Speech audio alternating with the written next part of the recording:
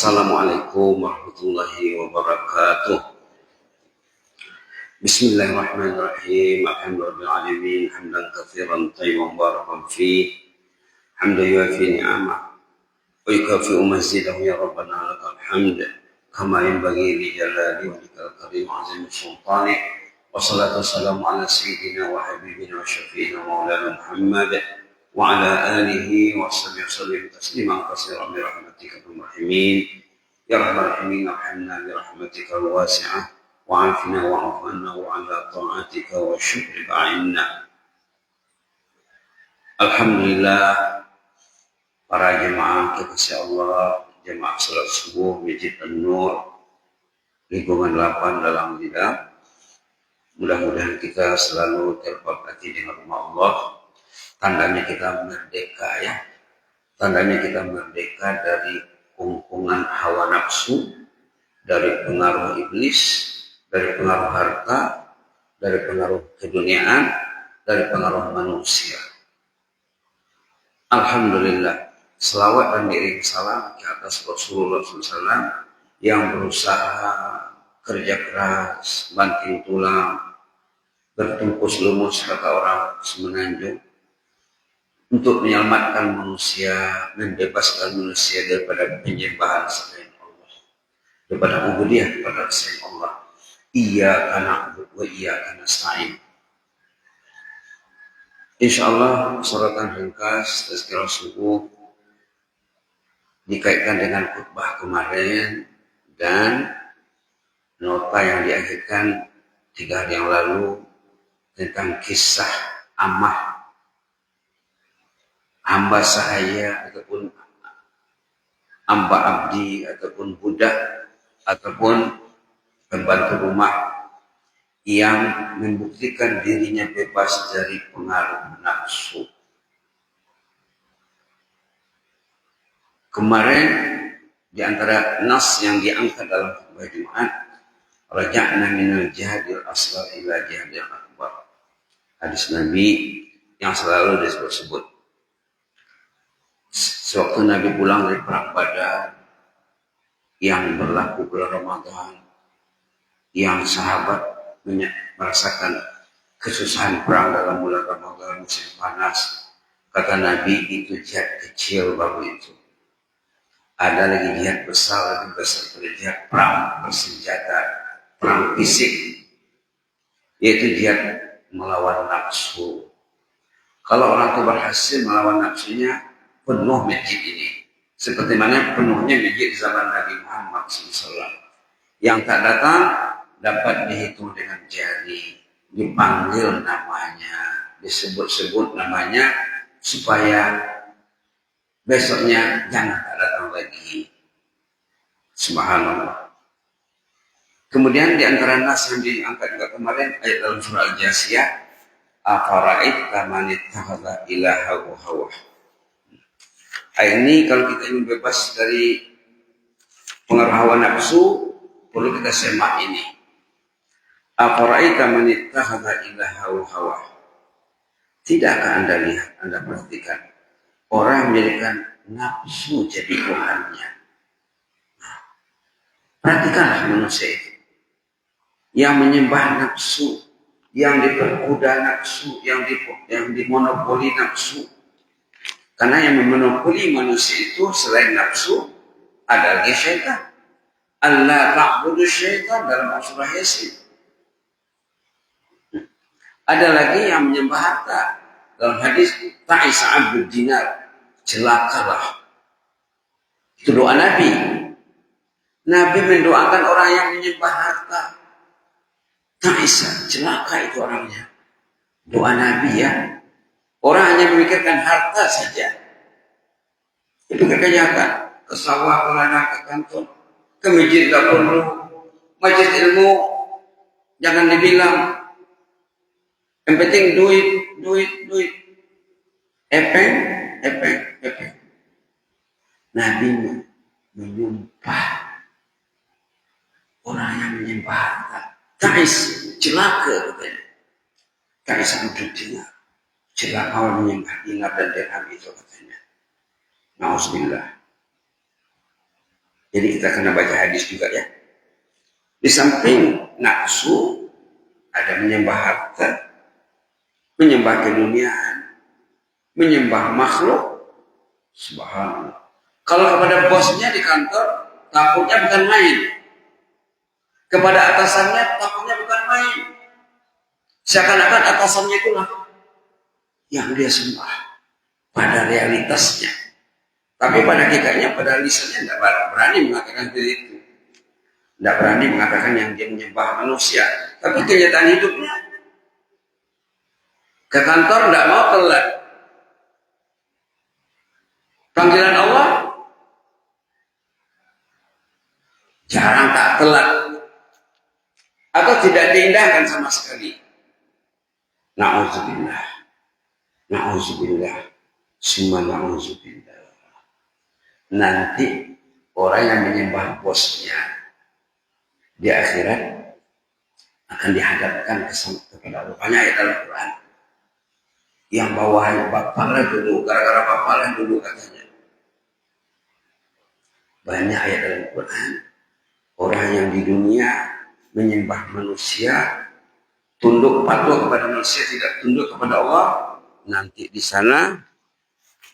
sana berhubungan dengan Allah. Mungkin besok bisa kita sorot nas-nasnya.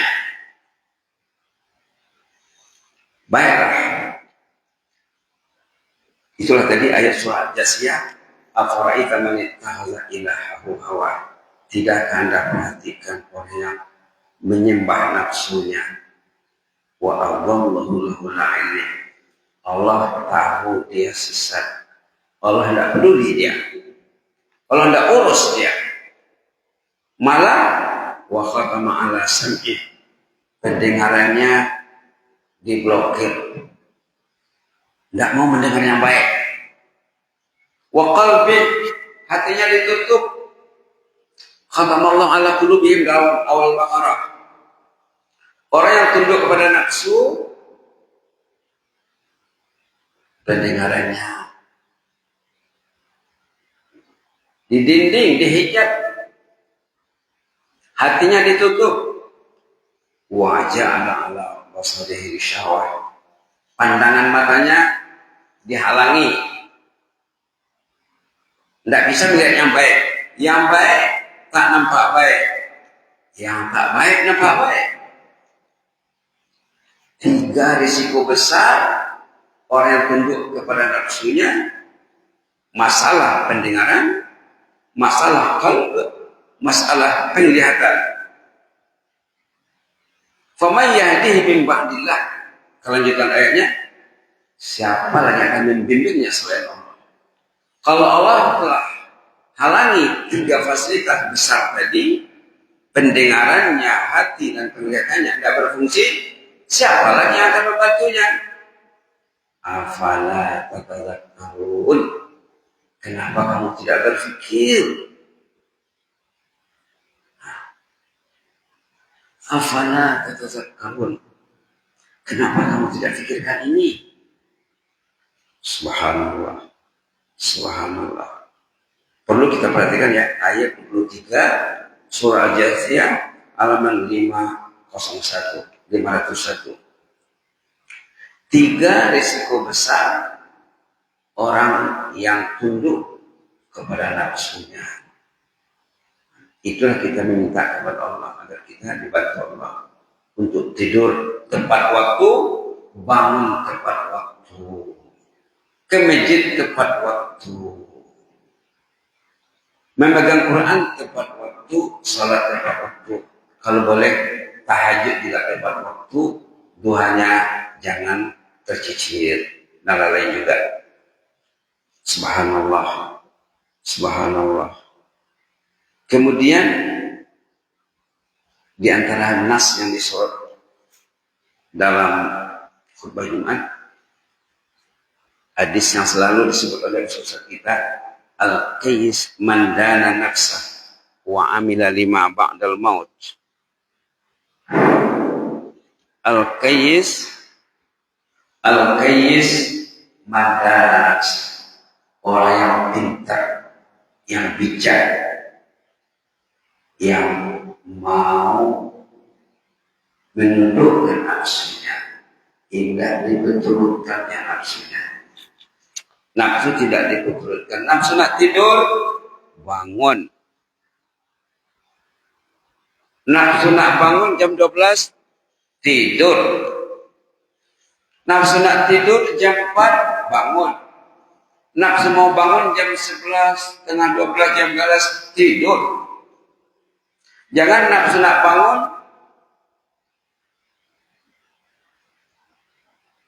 atau patut bangun, tidur.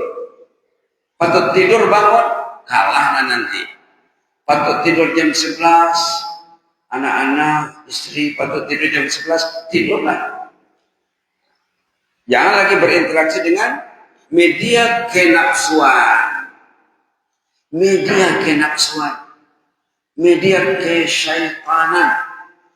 Media kesyahwatan. Media keduniaan. Pikirkanlah Anda dini hari mau berinteraksi dengan media kesurgaan, media Rasulullah, media malaikat, media Allah.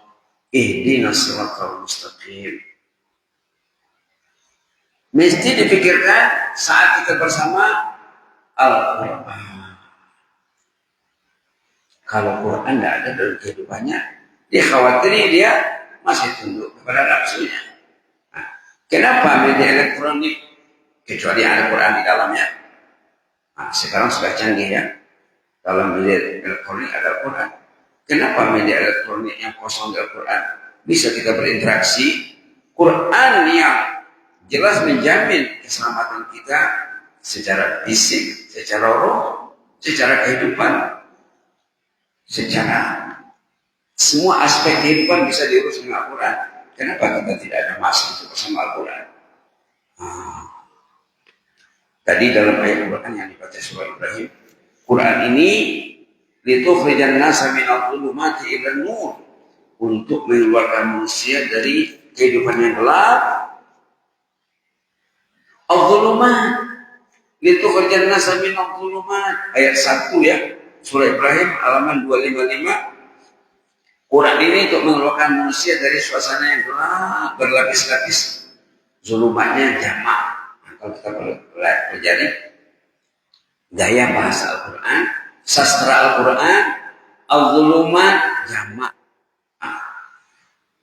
Kegelapan yang melilit, yang menggelapkan kehidupan manusia, kegelapan kefasikan, fasik, kegelapan kekufuran, kafir, kegelapan kemunafikan, sifat munafik yang berkembang di mana-mana, kegelapan kejahilan, kegelapan kenafsuan, kegelapan keduniaan, kegelapan kedosaan, kegelapan kemaksiatan, kegelapan kelalaian, kegelapan tren masyarakat yang tidak tentu arah. Zulumannya jamak, anurnya satu saja, ilan nur. Kita baca bahasa Pak ya. Nurnya nur Allah lain, nur Al-Quran, nur Muhammad. Al-ilmu nurun wal jahlu salam. Ilmu itu nur, kejahilan itu gelap. Jadi apa maksudnya? Maksudnya merdeka itu dalam khutbah dibagi dua. Ada mereka secara lahiriah, mereka dari penjajahan. Mereka secara batiniah, secara kerohanian, bebas dari kenafsuan. Pengaruh nafsu yang disorot dalam khutbah, yang disebut dalam surah Al-Jasiyah tadi. Kita mengikhlaskan segala-galanya kepada Allah. La ilaha illallah, la ma'budu bihaqqin illallah. Ataupun iyyaka na'budu wa iyyaka nasta'in. Hanyalah engkau yang kami ibadahi Allah, kepadamu lah kami minta tolong. Kita tidak menyembah nafsu, insya Allah tidak menyembah harta, tidak menyembah manusia, tidak menyembah keduniaan dan lain sebagainya. kita hanya memfokuskan ibadah kita kepada Allah. Iyyaka na'budu, hanyalah Engkau yang kami ibadah ya Allah, yang kami sembah. Kemudian dalam pada itu, kalau kita kaitkan dengan kisah penghulu dengan hambanya, dengan budaknya, yang mana malam hari itu si penghulu, si majikan tidur 3 kali dibangunkan oleh pembantu rumah yang baru hari pertama bekerja dengan majikannya. 3 kali dibangunkan untuk tahajud. Akhirnya mau bangun, mudah diajak kepada yang baik. Itulah sebabnya, sebab kami majikan tadi memerdekakan hambanya, katanya anti burra, engkau bebaslah, memerdekakan secara perhambaan ataupun perbudakan. Yang jelas si budak, si hamba tadi membuktikan yang dirinya terbebas dari pengaruh nafsu. Belum tidur dia di malam harinya, sampai dia membangunkan majikannya tahajud, sampai majikannya mau sholat. Ketika majikannya sudah bangun, didapatinya si jariyah, si hamba, si budak ini masih sujud membaca doa, bihubbika li illa ghafartani. Bapak simak lagi ya, atas itu sudah diagihkan, dengan cintamu kepada ya Allah, ampunilah dosaku. Gara-gara manusia dipengaruhi nafsu, harta manusia, keduniaan, kesyaitatan, maka manusia terdiri dosa yang banyak. Itu maka kita dianjurkan meminta doa yang mudah waktu sujud. Si hamba sejari itu dimintanya, yuhibbika li illa ghafartani, yuhibbika li illa ghafartani. Karena pengaruh nafsu ini sangat bahaya, karena nafsu itulah manusia terjebak dalam dosa. Jadi dari dosa tadi mereka akan terbelenggu, dibelenggu dosa pula lagi ya, dijajah oleh dosanya. Teringat kisah di zaman Imam Hasan Basri rahimahullah, ada jemaah yang curhat dengan imam. Imam katanya, kami tadi malam beli anak tahajud, air sudah disediakan untuk tapi tidak terbangun. Apa kata imam? Kamu dibelenggu dosa. Qayyadakum khatayakum, katanya. Kamu dibelenggu dosa. Itu makasih amat si budak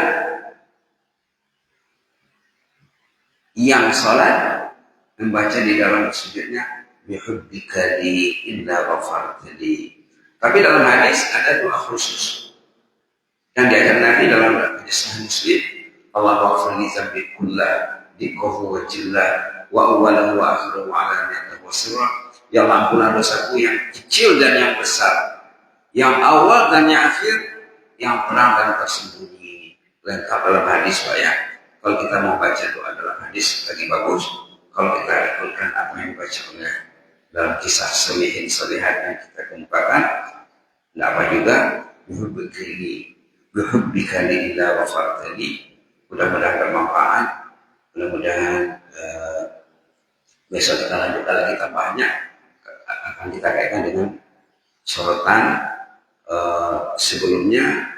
Sebenarnya sorotan Jumatnya lalu pun belum habis lagi tentang la ilaha illallah. Kalau kita hayati la ilaha illallah, itu juga yang disolat kemarin dalam khutbah Jumat, kaitannya dengan kemerdekaan, bahwa kita hanya memfokuskan ibadah kita, ubudiyah kita kepada Allah, bukan kepada faktor-faktor lain. Seperti yang dikatakan tadi, bukan nafsu, bukan setan, bukan harta, bukan keduniaan, bukan lain-lain, hanya kepada Allah. La ma'budu bihaqqin illallah, hanya Engkau yang kami ibadah ya Allah, tiada yang lain. Jazakumullah khairan. Inni ulum fillah wa astaudikumullah. Wassalamualaikum warahmatullahi wabarakatuh.